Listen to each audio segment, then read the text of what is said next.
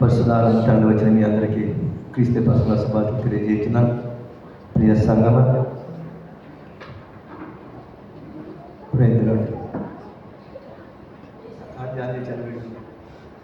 ప్రియ సంగమ, వాతావరణం చాలా వేడిగా ఉంది. అయితే దేవుని మహాత్మ వల్ల మన శరీరంలో వేడి ఉండాలి. హల్లెలూయా. ఆ వేడి అనేది ఏంటంటే పరిశుద్ధాత్మ అనే వేడి ఉండాలి మన శరీరంలో. ఎప్పుడు కూడా అది మండుతూ ఉండాలి, రగులుతూ ఉండాలి. అది ఇదరా నేను నా మహిమ కలుగును కాక. నా సరిపెట్టేది కాదు కానీ ఏసీ ఆజ్ఞ బట్టి మా ఆజ్ఞ చెప్తున్నాను. నా మహిమ కలుగును కాక. ఇదరా పరిశుద్ధ బైబిల్ గ్రంథము మొత్తం ఇప్పుడు చూస్తే దాని సారాంశం పాఠం చెప్పాలంటే ప్రేమ. ప్రేమ. దేవుడు లోకాన్ని ఎంతో ప్రేమించాడు కాబట్టి ఆయనకి ఇష్టమైన మన కోసం ఈ పరిశుద్ధ గ్రంథాన్ని ఏర్పరిచాడు. ఈ పరిశుద్ధ గ్రంథం లేకపోతే మనకి రక్షణ అనేది లేదు. ఈ పరిశుద్ధ గ్రంథం లేకపోతే మనకి రక్షణ అనేది లేదు. ఇందులో ఏమి గుప్తమేముందంటే ఆయన ప్రేమ. ఆయన ప్రేమ శాశ్వతమైనది. ఆయన ప్రేమ శాశ్వతమైనది. ఇప్పుడు ఎల్లప్పుడు సదాకాలం ఉండేది. మన మిత్రులు కొంతకాలం ప్రేమిస్తారు, కొంతకాలం ప్రేమించకపోవచ్చు. తల్లిదండ్రులు కొంతకాలం ప్రేమిస్తారు, మనల్ని పెంచి పెద్ద చేస్తారు. తర్వాత మనకి వివాహం అయిపోయిన తర్వాత కుటుంబంతో ఉండిపోయే తల్లిదండ్రులని పట్టించుకునే స్థితి ఉంటే తల్లిదండ్రులు అయ్యో నా కుమారుడు నన్ను చూడలేదే, నా కుమారుడు నన్ను చూడలేదని బాధపడే వరకు ఉన్నారు. ఆ ప్రేమ చల్లారిపోతుంది. ఆ ప్రేమ చాలా నిరంతరము నిలిచేది దేవుని ప్రేమ మాత్రమే. నిరంతరము నిలిచేది దేవుని ప్రేమ మాత్రమే. ఆయన వాత్సల్యత మనకు కావాలి, ఆయన ప్రేమ మనకు కావాలి. పరిశుద్ధ గ్రంథంలో ఆజ్ఞలన్నింటిలో రెండు ప్రాముఖ్యమైన ఆజ్ఞలు బైబిల్ తీయొద్దని జీవన జీవితం. మొదటిది నీ పూర్ణ హృదయంతోనూ, పూర్ణాత్మతోనూ, పూర్ణ బలముతోనూ, పూర్ణ వివేకముతో దేవుడి దేవాన్ని సేవించము అని ప్రేమించము. రెండవది నిన్ను వల్ల నీ పొరుగువాన్ని ప్రేమించము. ప్రేమ ది బేస్ ఏంటంటే పరిశుద్ధ గ్రంథానికి ప్రేమ. మన దేవుడి ప్రేమ స్వరూపి.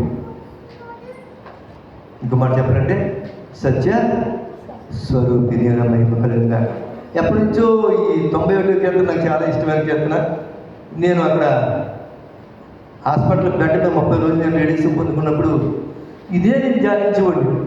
దేవుని స్తోత్రం చెప్తూ 91లో 14, 15, 16 అతను నన్ను ప్రేమించున్నాడు కనుక అతను నేను తప్పించదును, అతడు నా నామం ఎరిగిన కనపరచదును, అతడు నాకు మనపెట్టగానే అతనికి ఉత్తరమిచ్చేదును, శ్రమలో అతనికి తోడేందును, అతన్ని విడిపించి గొప్ప చేసేదును, దీర్ఘాయుతో అతను తృప్తి పొందేది. అది నా రక్షణ అతనికి చూపించదు. అతడు నన్ను దేవా నేను మనస్ఫూర్తిగా ప్రేమిందంటాడు. మనస్ఫూర్తిగా ప్రేమిందాను. నీవు తప్ప ఇంకో ఆధారం లేదు భూమి మీద. మిగతా అన్ని భార్య, పిల్లలు, అన్నదమ్ములు సెకండరీ. అది తమ్ముడు అనేక సంఘానికి వెళ్ళి వాక్యం బోధించని చెప్తున్నాడు. దేశ పూజల సంఘం. తమ్ముడు సెకండరీ. అడియా మనం సెకండరీ. సేవకుడిగా ఇక్కడ నేను నిలబడ్డానంటే నేను సంఘం లేకపోతే ఇక్కడికి నేను ఎలా నిలబడతాను? నేను బేస్ సంఘం.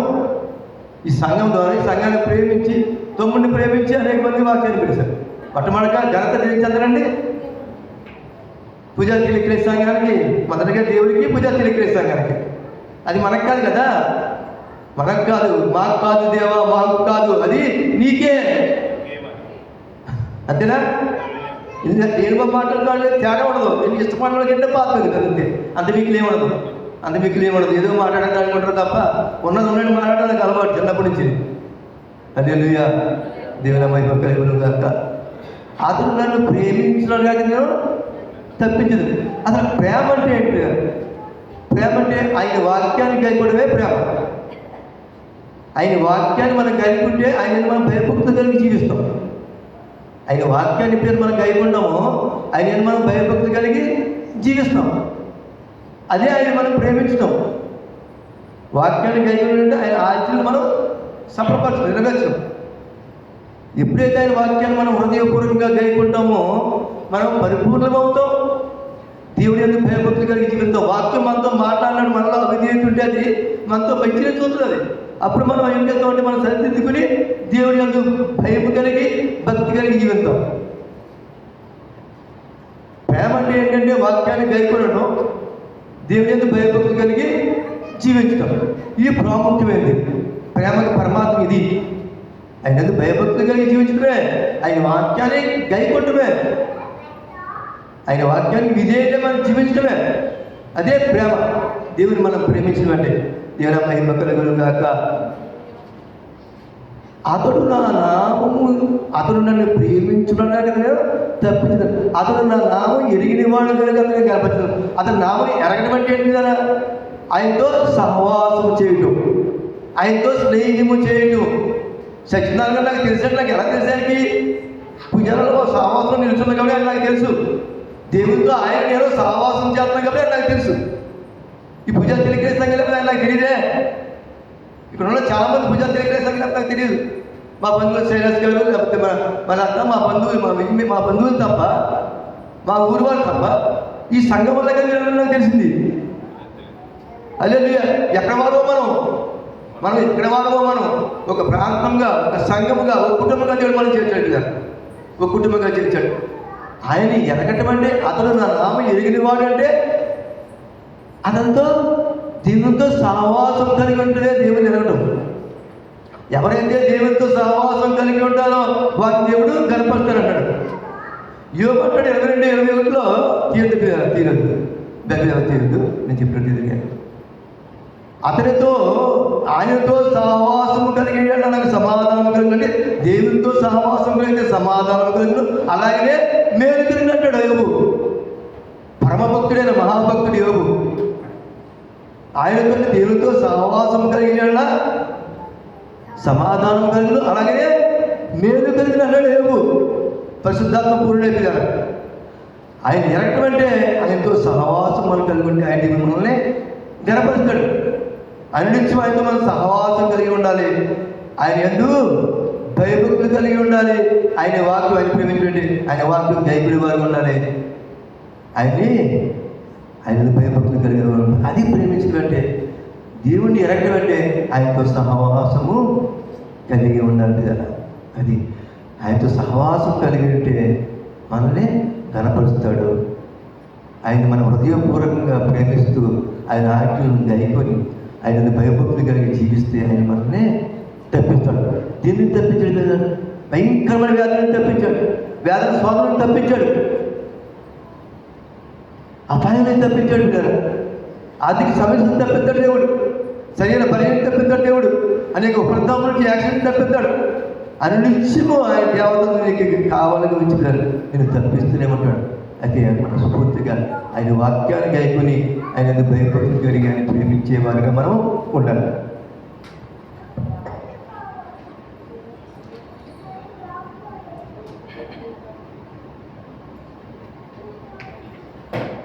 మిగతా ఎప్పుడైతే ఆయన మనం ఆయన ప్రేమిస్తాను మనం తప్పిస్తాడు. ఆయన నామం ఎరిగిన వారు ఉంటే ఆయన సావాసం ఉంటే ఆయన మనకి కనపరుస్తాడు. అతడు దాకా మొరపెట్టగా అతనికి ఉత్తరమిచ్చేది. నాకు మొరపెట్టితే కన్నీటి పర్యాంతమే పరుపు ఆ నీటిలో కొట్టిపోయినా మొరపెట్టినప్పుడు దేవుడు ఉత్తరమిచ్చాడు. నాకు ఇస్తాడు, మీకు ఇస్తాడు దేవుడు. ప్రతి ఒక్కరికి ఉత్తరమిచ్చే దేవుడు. ప్రార్థిస్తే జవాబు, ఉత్తరమిచ్చే జవాబే. అతను నాకు మటపెట్టగా అతను ఉత్తరమిచ్చదును. శ్రమలో అతను తోడేందును. శ్రమలో ఆదుకున్నాడే, అక్కును చేర్చుకున్నాడే, కగుడులో హత్తుకున్నాడు దేవుడు. శ్రమలో అతనికి తోడేందును, అతన్ని విడిపించి గొప్ప చేసేందును.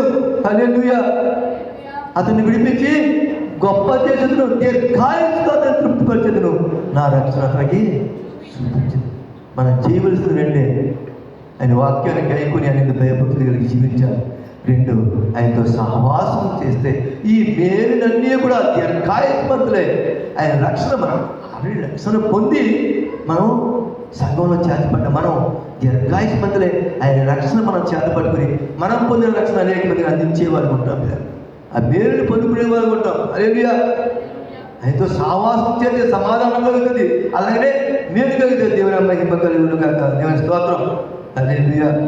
తల్లికి పాట ఇవ్వలేము, ప్రతికి పోయిన పోస్ట్ వారం ఇవ్వలేదు, ఈ వారం కూడా పాట ఇవ్వలేము. ఈసారి తల్లి పాట పాడితే నేను సంఘంలో ప్రతికి ఇచ్చండి పాట. ఈ సంఘానికి వచ్చినప్పుడు నేను కానీ మా సేవకులు కానీ పుస్తు నేను ఇవ్వలేకపోయాను, పుస్తకం నేను ఇవ్వలేకపోయాను.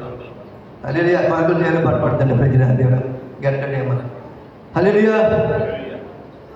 విన్నారా? 1వ యోహాను రాసిన పత్రిక 2:5 వచ్చిన భాగంలో పరిశుద్ధాత్మ దేవుడు యోహాను భక్తుల ద్వారా మనకి తెలియపడుతున్నాడు. ఆయన వాక్యము ఎవడు గైకొనునో వారిలో దేవుని ప్రేమ పరిపూర్ణమయ్యను. ఆయన వాక్యము ఎవడు గైకొనునో వారిలో దేవుని ప్రేమ పరిపూర్ణమయం. అంటే వాక్యాన్ని గైకుంటే మనం పరిపూర్ణంగా మారుతాము. అంటే దేవుని ప్రేమ మనలో పరిపూర్ణంగా ఉన్నది. అంటే మనం దేవుని ప్రేమించే వరకు ఉంటాం. అప్పుడు మనం ప్రతి ఇబ్బంది నుంచి ప్రతి సమస్య నుంచి, ఆర్థిక సమస్య నుంచి కానీ, కుటుంబ సమస్య నుంచి కానీ, అప్పుడు ఊపిరి నుంచి కానీ, శరీర బలహీనలు కానీ, వ్యాధుల ప్రతి దేవుడు తప్పిస్తాడు. హల్లెలూయా. దేవుని మహిమ కలుగును గాక. ఆయన వాక్యము ఎవడు గైకొనునో దేవుని ప్రేమ నిజముగా పరిపూర్ణమై వారు నిజముగా పరిపూర్ణ. 1వ యోహాను రాసిన పత్రిక 4:10 భాగంలో పరిశుద్ధాత్మ దేవుడు ఇలా రాయించాడు భక్తుడి ద్వారా. మనము మనము దేవుని ప్రేమించమని కాదు, తానే మనల్ని ప్రేమించి, మనము దేవుడిని ప్రేమించమని కాదు, తానే దేవుడే మనల్ని ప్రేమించి మన పాపములకు ప్రాయశ్చిత్తమై ఉండుటకు తన కుమారుణ్ణి పంపెను. ఇందులో దేవుడి ప్రేమ ఉంది. హల్లెలూయా. మనం దేవుడిని ప్రేమించమని కాదు, ఆయనే మనం దేవుడిని ప్రేమించమని కాదు, ఆయనే దేవుడే మనల్ని ప్రేమించి మన పాపములు ప్రాయశ్చిత్తముగా ఆయన కుమారుని పంపెను. ఇందులో దేవుని ప్రేమ ఉంది. హల్లెలూయా. ఎంత గొప్ప దేవుడి ప్రేమ! మనం ఏదో ఆయన ప్రేమించమని కాదు, ఆయన మనల్ని ప్రేమించి ఆయన ప్రియకుమారుని లోకాన్ని పంపి ఆయన చిందించిన పరిశుద్ధ రక్తం ద్వారా వెనపెట్టి మనల్ని కొని మనల్ని పరిశుద్ధపరిచి ఒక పరిశుద్ధ సంఘముగా మనల్ని ఏర్పరిచిన దేవుడిని మనం కృతజ్ఞులే మనం ప్రేమిద్దాం. మనం ప్రేమించే సెకండరీ, ఫస్ట్ ఆయనే మనల్ని ప్రేమించాడు. ఆయన ప్రియకుమారుని పరంగా పెట్టాడు. ఎంత గొప్ప ప్రేమ దేవుడి పిల్లారు. అందుకే పరిశుద్ధ బైబిల్ కూడా ఆయన ప్రేమలో గొప్పమైపోయినారు. హల్లెలూయా. దేవుడి మహిమ కలుగును గాక. దేవుని స్తోత్రం. మన దేవుడు గొప్ప దేవుడి పిల్లారు, పూజ్యార్హుడు. హల్లెలూయా. అందులో ఆయన ప్రేమ ఉన్నది. దేవుడి మహిమ అమ్మ అందరూ పాడడం, చిన్నప్పుడు పాడుకునే పాట మీ చెప్పుడు మీరు పాడగలిగే తెలుగు 284 దేవుని ప్రేమ ఎందుకు. 284 పాటమ్మ. పాటల పుస్తకం తీసుకోండి. దేవుని ప్రేమ ఇదిగో జనులార భావంబు నన్ను తెలియరే, కేవలము నమ్ముకొనిన పరలోకము మనకి, పరలోకమే మనకప్పును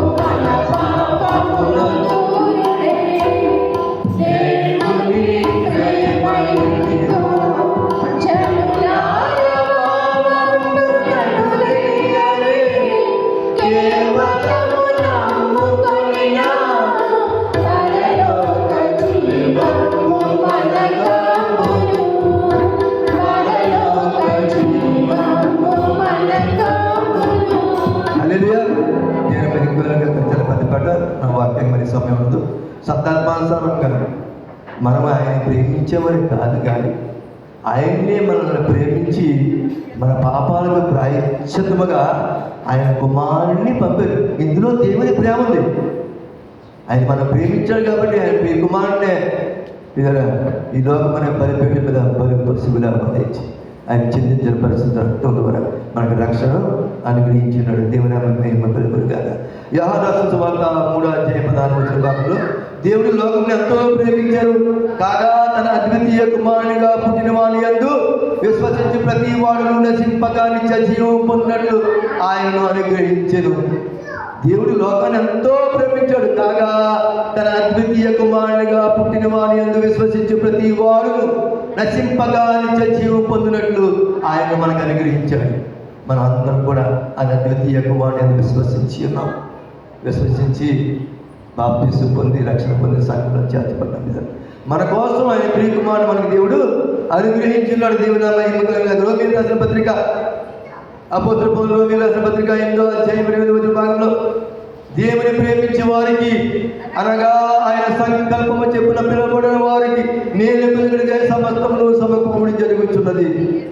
దేవుని ప్రేమించే వారికి అనగా ఆయన సంకల్పము చెప్పిన పిలువబడిన వారికి మేలు కలుగుటకై సమస్తమును సమకూడి జరుగుతున్నది. దేవుని మహిమ కలుగును గాక. దేవుని ప్రేమించే వారికి అనగా ఆయన సంకల్పము చెప్పిన పిలువబడిన వారికి ఇది సత్యం. మనం అందరూ ఆయన సంకల్పం చెప్పిన మనం పిలువబడ్డాం. అనాలోచితంగా మనం ఎవరు కూడా సంఘంలో చేర్పడ్డదే ఆయన అనాది సంకల్పం చెప్పిన జగతి పునాది వేగముందే పూజల ప్రాంతంలో ఆయన పీకుమని పరిశుద్ధ రక్తం ద్వారా పూజా తిరిగిన సంఘం ఏర్పరిచి ఇందులో సంఘంలో సేవకులుగా విశ్వాసులుగా తీర సమాజంగా సువార్తులుగా పెద్దలుగా పిల్లలుగా మనందరినీ దేవుడు ఏర్పరిచాడు. ఆయన సంకల్పం చెప్పిన మనం పిలువబడ్డాం కదా.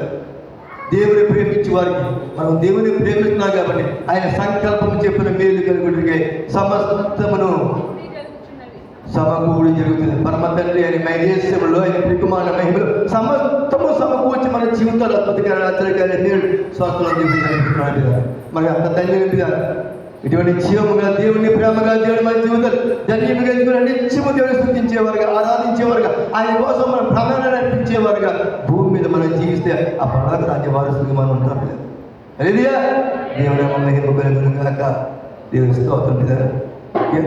కీర్తనలు నేను చెప్పిన మొదట్లో దేవుడిని ప్రేమించినవండి ఆయన వాక్యాన్ని గైకొనడం, రెండవది వాక్యాన్ని ఆయన భయభక్తులు కలిగి జీవించడం దేవుని మహిమ కాక. కీర్తనలు దావీదు రాసిన కీర్తన 31వ అధ్యాయం 19వ వచనంలో నీ యందు భయభక్తులుగా వారి నిమిత్తము నువ్వు దాచించిన మేలు ఎంతో గొప్పది. తర్వాత చదువు నీ యందు అంటే దేవుని యందు భయభక్తులు గల వారి నిమిత్తము ఆయన దాచించిన మేలు ఎంతో గొప్పది. నరుడు ఎదుట నిన్ను అంటే దేవుని ఆశ్రయించే వారికి ఆయన నిమిత్తము ఆయన సిద్ధపరిచిన మేలు ఎంతో గొప్పది. ఇక్కడ రెండు ఉన్నాయి. దేవుని యందు భయభక్తులు గలవారి నిమిత్తము ఆయన దాచించిన మేలు ఎంతో గొప్పది. ఆయన యందు మనం భయభక్తులు కలిగి జీవిస్తున్నాం కాబట్టి దేవుని మహాకృపల పూజ సంఘంలో ప్రతి ఒక్కరూ మన జీవితంలో అనేక మేలు దేవుడు చేస్తున్నాడు. ఒకవేళ ఆశీర్వాదం తప్పకుండా చేస్తాడు దేవుడు. మన నిరీక్షణ కలిగి అంతే. దేవుడు అన్యాయదే కాదే, తప్పకుండా దానికి సమయం పడుతుంది. కొన్ని విషయాల్లో సమయం పడుతుంది. ఆయన సమయం సంపూర్ణప్పుడు మనం అనుకున్న దానికంటే ఊహించిన దానికంటే అధికమైన మేలుతాడు. అలాగే అటువంటి దేవుడు మనం కలిగి నీ యందు భయభక్తులుగా వారి నిమిత్తము నువ్వు దాచించిన మేలు ఎంతో గొప్పది. రెండో చాలా ప్రాముఖ్యమైన నరుడు ఎదుట నిన్ను ఆశ్రయించే వారి నిమిత్తము నువ్వు సిద్ధపరిచిన మేలు ఎంతో గొప్ప. నరుడు ఎదుట నిన్ను ఆ సమాజంలో అందరి ముందు ఆయన మనం ఆశ్రయించాలి. అందరి ముందు ఆయన దేవుడిగా మనం చెప్పుకోవాలి. అందరి ముందు నరుడు ఎదుట అంటే సమాజమే. నరుడు ఎక్కడ జీవిస్తారు? సమాజంలో ఎక్కడ జీవించింది? సమాజంలో నరుడు అందరూ ఎదుట యెహోవానే దేవుడు అని చెప్పేసి ఆయన ఆశ్రయించాలి. అంటే ఎంత ధైర్యం కావాలి కదా, ఎంత ధైర్యం కావాలి కదా. ఆ ధైర్యం మనకి ఎలా అవుతుంది? వాక్యం బోధించే చంపేస్తాడు. అయినా కూడా ప్రాణాలు పోయిన పర్లేదు వాక్యం బోధించని చెప్పి ఛత్తీస్గఢ్ ఆ ప్రాంతాల్లో, మణిపూర్ ప్రాంతాల్లో దేవుని స్వార్థ పరిచయంలో దాసులు అద్భుతంగా పడబడుతున్నారు. అనేక ప్రాంతాల్లో ఆయనే నా దేవుడు, యెహోవా నా దేవుడు, ఆయన వాక్యమే ప్రకటించకుండా ఉంది. నరుడు ఎదుట నిన్ను ఆశ్రయించే వారి నిమిత్తము నీవు సిద్ధపరిచిన మేలు ఎంతో గొప్పది. ఏంటి మేలు? సిద్ధపరిచిన మేలు నరుడు ఎదుట. సంఘములో ఆయన మనం ఆశ్రయించాము. దేవుని యందు భయభక్తులు గల వారి నిమిత్తము ఆయన దాచించిన మేలు ఎంతో గొప్పది. దేవుని స్తోత్రం. సంఘం మన పద్ధతి. నరుడు ఎదుట సమాజంలో ఆయన ఆశ్రయించే వారి నిమిత్తము ఆయన సిద్ధపరిచిన మేలు ఎంతో గొప్పది. నా తండ్రి యొక్క అనేక నివాస స్థలము కలవు, నేను ఎలా చెప్పి మీకు స్థలము సిద్ధపరిచి వెళ్ళిస్తున్నాను అన్నది యేసయ్య. అది పరలోక రాజ్యము మనకి సిద్ధపరిచింది ఆయన. హల్లెలూయా. మన పరలోక రాజ్య వారసులుగా ఆయన మనకు సిద్ధపరచడం ముందే. ఆ పరలోక రాజ్యం వారసులో మనం ఉండాలంటే పరిశుద్ధంగా ఆయన వాక్యానికి అయిపోవాలి, ఆయన భయభక్తులు కలిగి జీవించాలి, ఆయనతో మనం సహవాసము చేయాలి. దేవుడు మన మహిమ కలుగునుగాక. దేవుని స్తోత్రం. సామెతల గ్రంథం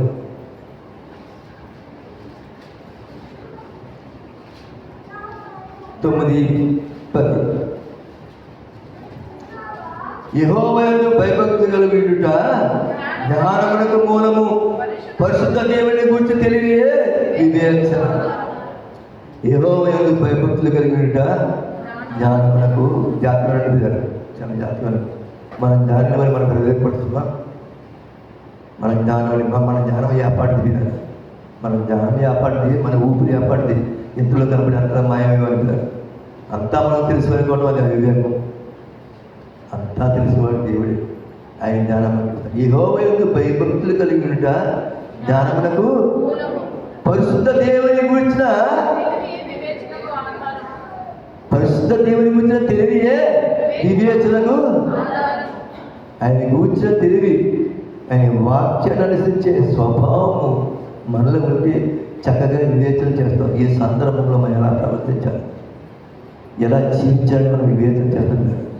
హల్లెలూయా. దేవుని మహిమ కలుగును. రోమీయులు రాసిన పత్రిక 12:17 ఆ కింద భాగంలో మంచి మాట ఉంటుంది. యోగ్యమైన వాటిని గురించి ఆలోచన కలిగి ఉంటుంది. యోగ్యమైన వాటిని గురించి ఆ కిందకి చాలా ప్రముఖమైన వాక్యాలు ఉన్నాయి. యోగ్యమైన రోమాపత్రి పత్రిక అపోస్తలుల పౌలు 12:17 యోగ్యమైన వాటిని గురించి ఆలోచన కలిగి ఉండుడి. మనం ఎప్పుడు కూడా యోగ్యమైన వాటి గురించే.